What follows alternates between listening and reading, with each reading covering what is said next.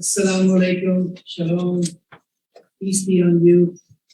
Tonight is the last of our conversations of the season, and we're talking about being human.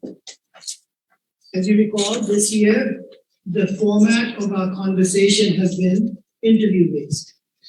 And I have an absolutely star-studded panel for you of experts in their respective fields to help us explore our humanity. We intend to have an honest, lively, stimulating, wholesome, and respectful exchange of ideas. To my left is Muhammad Afzal Upal, Professor and Chair of Computer Science and Software Engineering Department at University of Wisconsin-Platteville. He has published over 100 peer-reviewed articles on cognitive science of religion and artificial intelligence. He authored Moderate Fundamentalists, Ahmadiyya Muslim Jamaat in the Lens of Cognitive Science of Religion, and co-edited Brill Handbook of Islamic Sects and Movements.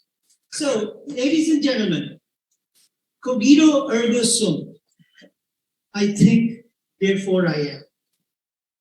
Rene Descartes said that, and it's perhaps one of the most profound statements in the Western philosophical tradition. To contemplate and ponder over being human is the very essence of being human.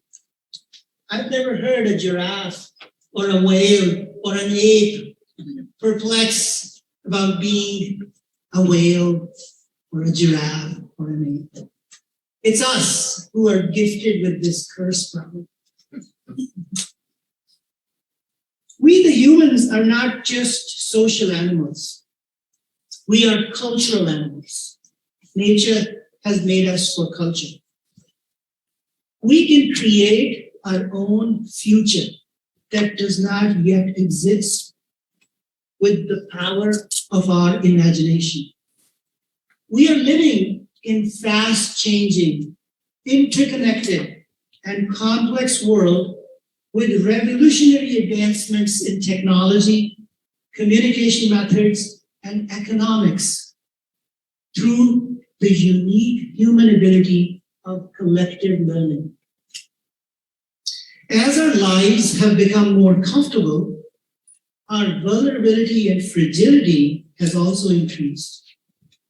We may have tripled our lifespan, established global food security, developed vaccines on warp speed, abolished slavery, but we're also at the brink of a climate and environmental crisis.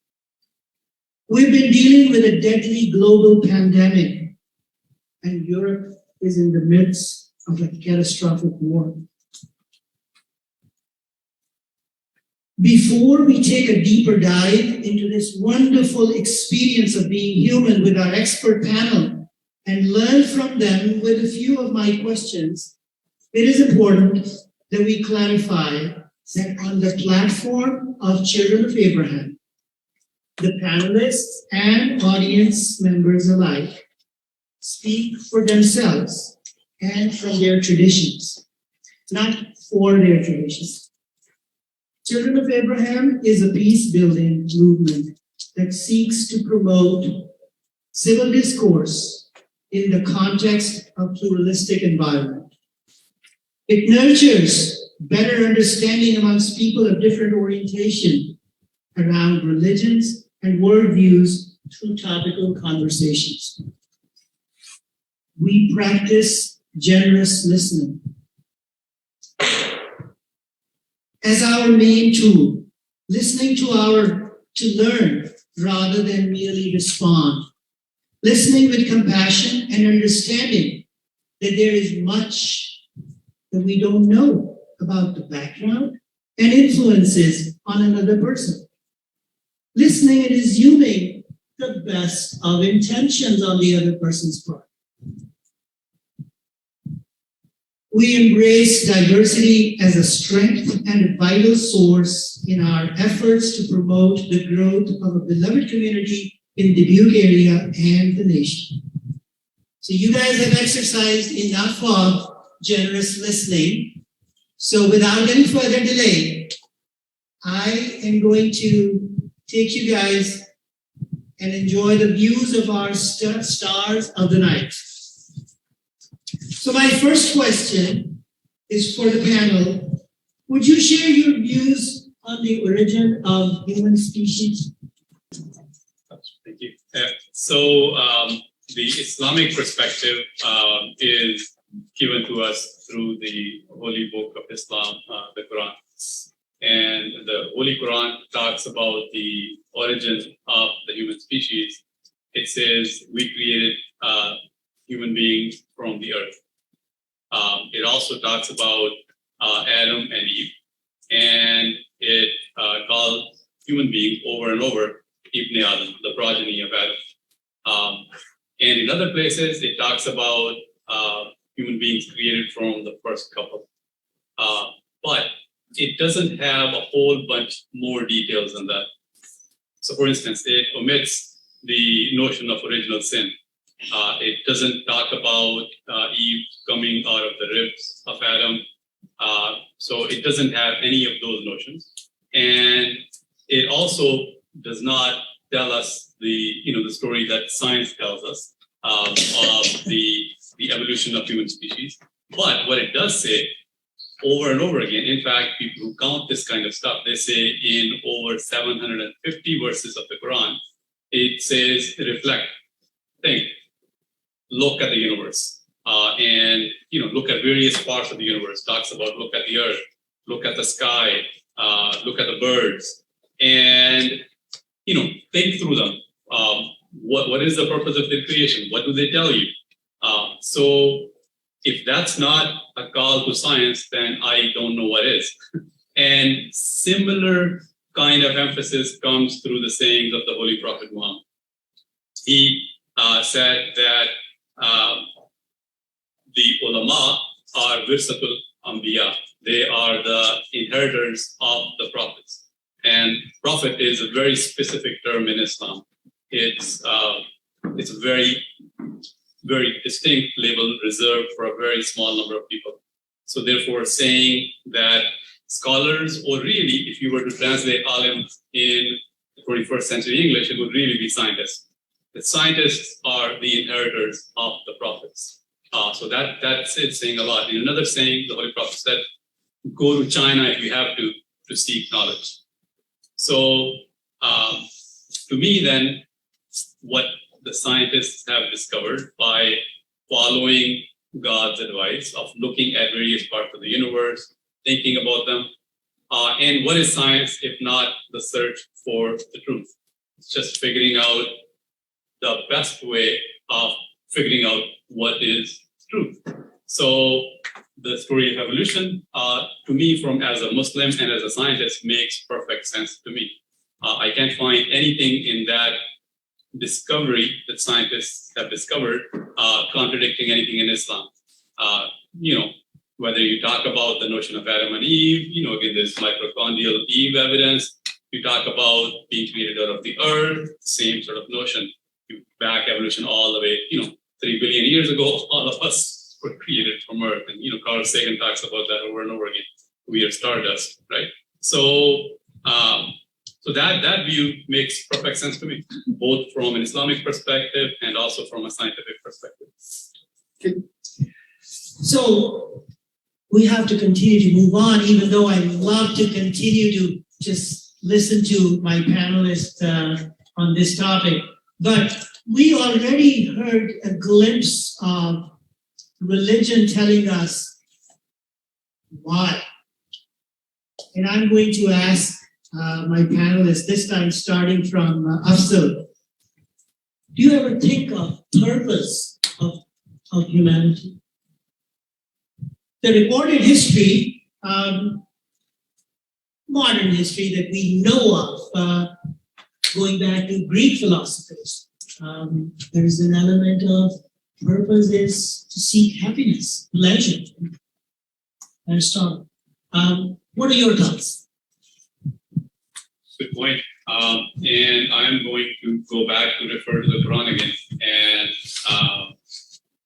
as I said, in 750 different verses, it says, think, reflect, look at the universe.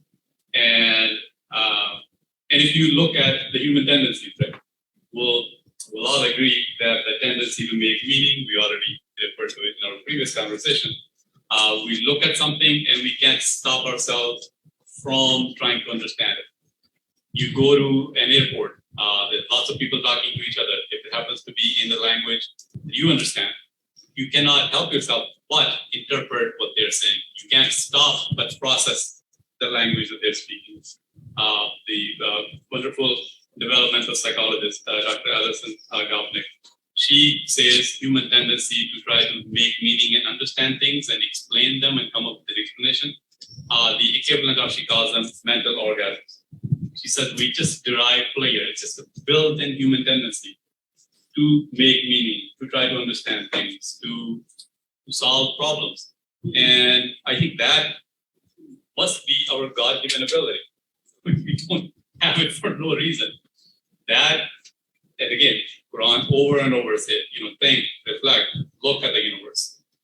It doesn't give us, the theory of evolution. It's for us to go out and discover. It's for us to go out and figure out. And I don't know, maybe I'm biased again as a scientist, but that to me can't be any higher purpose to life, can't be any higher purpose, any more meaning to life than to go out and reflect and understand and think about God's creation and figure out, how it started, why it exists, what happens, and all that. And that is the quest, and that's the meaning of life. Do you all agree that we, as humans, through our experiences, we have more complex economic tools, we have more complex communication tools? I mean, our experiences over thousands of years have enabled us to be where we are and to be where we aspire to be. Has our humanity evolved through these experiences?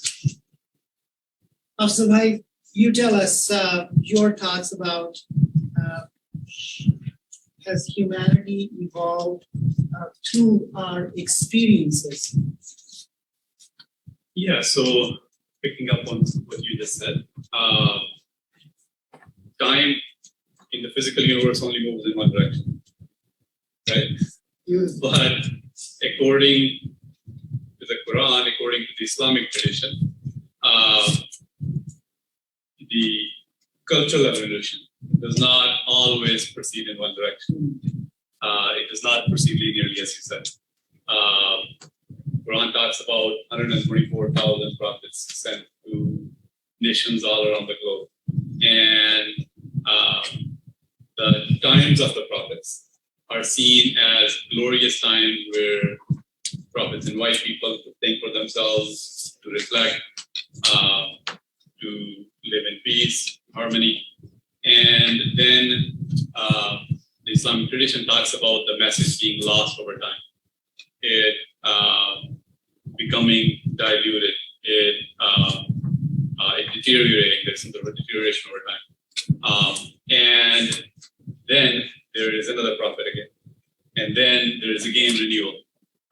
People are invited to the original message all over again. So Quran affirms the message of Judaism, affirms the message of Christianity. It talks about the prophets of even the Hebrew tradition, mentions a whole lot of them by name.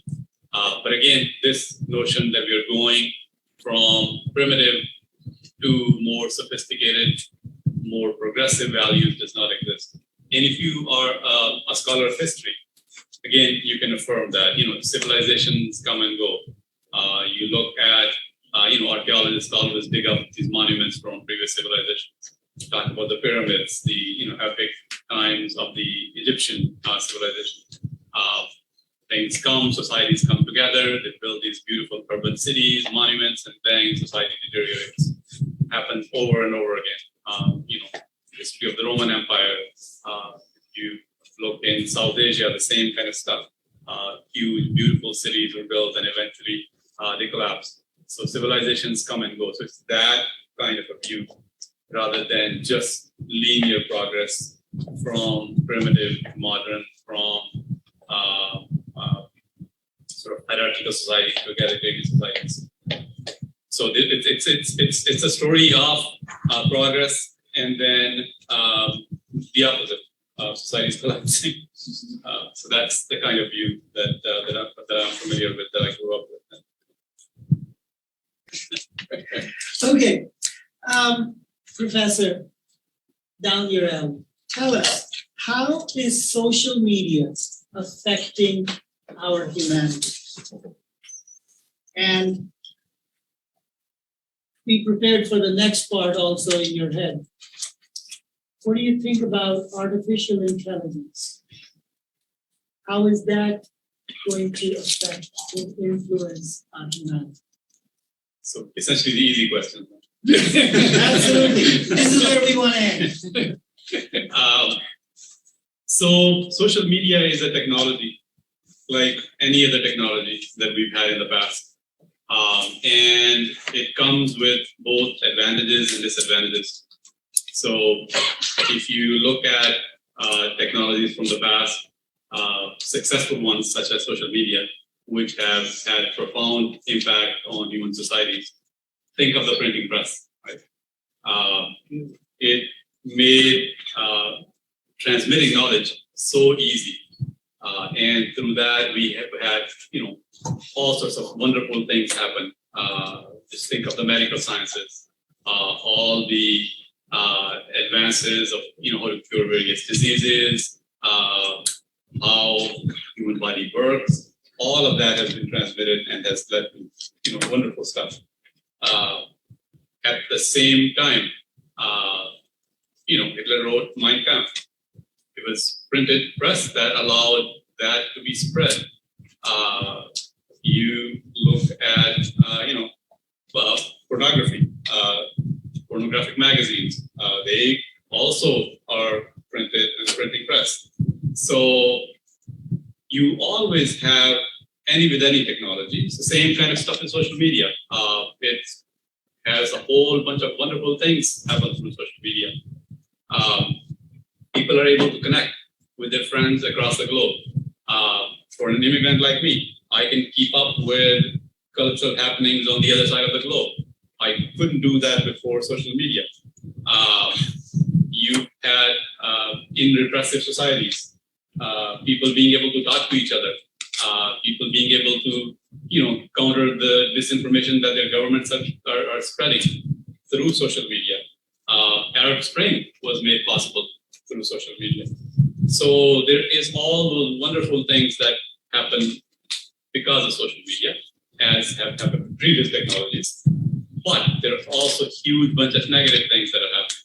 If you talk to social scientists who study this kind of stuff, they say that social media has had detrimental effect on users. It has affected people's self-esteem. It has led to an increasing sense of loneliness. It has atrophied people's social skills. And those effects are especially pronounced in young girls. So those harms are just as real as all the benefits that I talked about. So what can we do as society to encourage the positive impacts so we can take advantage of all of those wonderful things, yet at the same time we minimize the negative effects? And that's through collective regulation of these things. At this point, just like any new technology, social media isn't very well regulated. There needs to be regulations which make sure that people's data is not used for evil purposes, that companies actually ask our consent before they use our data and sell our data to others. So that whole area needs to be regulated. And I think it's that movement is beginning. People are beginning to realize the harms and are beginning to push for those regulations. And enlighten us about artificial intelligence, especially Yuval Noah Harari. Yeah. his comment about artificial intelligence is that it's going to make human beings irrelevant. Yep, a lot of people who predict the future have said that kind of stuff. And I'm going to say that just like social media, artificial intelligence is a technology. It's done so many wonderful things already, and the promise is even greater. Right? You just look at in terms of how it's helping people with all sorts of impairments, going from people who are unable to see. AI helps people see things. It does all of those wonderful things that we hear about artificial intelligence. Yet it also has potential to do so much negative. Not just potential, much of it is being realized right now in terms of autonomous weapons. Weapons that can move much faster than us, can recognize individuals, can travel on their own, and can target individuals on their own. That's a nightmare world, right? And those are being developed, they are being deployed. And also, if you think about what artificial intelligence scientists call the moment of singularity, when we design these intelligent machines which are smarter than the smartest human. So then what happens? From an optimistic perspective, what that does is that essentially frees us up from having to ever, for instance, program computers. They could do it better than us on their own. A smart computer, which is smarter than any of us, could figure out a way to solve world hunger, for instance. So essentially, we design, once we pass the moment of singularity, design a machine which is smarter than any humans, then essentially, we are done. We let that machine take care of, fix all of our problems. That's the optimistic scenario. And we've all seen the pessimistic scenario in all sorts of movies, right? Hell 2001, and on, right? It's essentially becomes a Frankenstein. We lose control. It becomes the dominant form of intelligence on Earth. We are no longer the most intelligent species on Earth. And what happens in that kind of a world? So can we, once again, put rules in place? Can we put regulations in place to make sure that we get the advantages of the artificial intelligence-based technologies and not suffer the worst outcomes that we can imagine?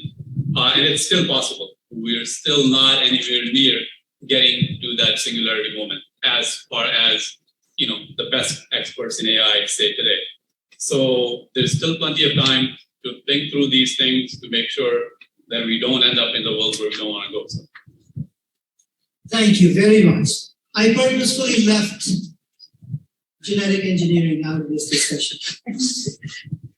I'm going to leave that for the session that we are now going to start, which is a small groups breakout session. We want to have you guys at least 15 minutes to chat with each other. Think about genetic engineering, biotech. How is that going to influence humanity? Ask your questions amongst yourselves and be prepared to ask in the very last session, a few questions for the panelists to wrap this evening. Right? So we've been talking a lot about the word animal being thrown around and all that sort of thing. So I guess my sort of question is the distinction. How would you separate, or how would you combine, or what is an animal, what is a human, from your theological backgrounds? Because certain people would say that putting humans on the same level or the same category, the same thing as being animals is a devaluing of how God, at least in Christian and Hebrew scriptures, put it as humans being made into the image of God. We have a conscience, we have a being, we have a soul, we have a spirit. We make pizza services, but animals don't, or other animals don't. We are here tonight discussing these beliefs, and animals don't. So I guess my question is, do you view humans the same as animals? And what, if so, what about? If that makes sense. I think that's what we have been discussing for the past hour and a half, but certainly I'll have Afzal summarize it for us. Oh. How much time you got? 30 seconds. So, If hour and a half hasn't worked, then 30 seconds may work. so yeah, we have been making those distinctions because we were focusing on the differences, right? And there is a lot to talk about if we focus on similarities. So we know that animals have emotions, and I'm more familiar with the Islamic tradition, but I'm sure the Jewish and the Christian tradition also talk about being kind to animals, of not hurting them, not hunting them for no reason, to throw away their meat or whatever. So yeah, we could spend probably a lot more time talking about the similarities. Tonight, one of the questions was, what is it that distinguishes us? What is it that makes it uniquely human? So we've been focusing on the differences. So those differences are small, but that's what the focus has been, and maybe that's what the message has come out. But yeah, there are profound similarities. Ladies and gentlemen, in the interest of time, I'm going to wrap it up on a rather uplifting note. Sorry about that, Alan. I have today, ladies and gentlemen, stand up, the face of humanity for you. Okay? She's a nurse. And we have been through what we would wish on nobody. We've been through these past 2 years, and it is not ended. It hasn't ended. What these nurses have done for you, for your loved ones, is that face of humanity. It is the humans as we are, and as the humans that we must aspire to be. It is, when I look at her, when I look at the nurses like her, that is when I think of that jihad, that struggle, that every moment of my life has to be that struggle to strive to do better. That is to be human. Thank you.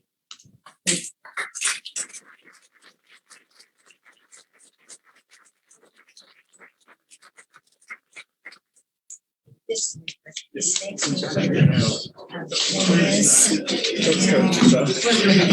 Yes.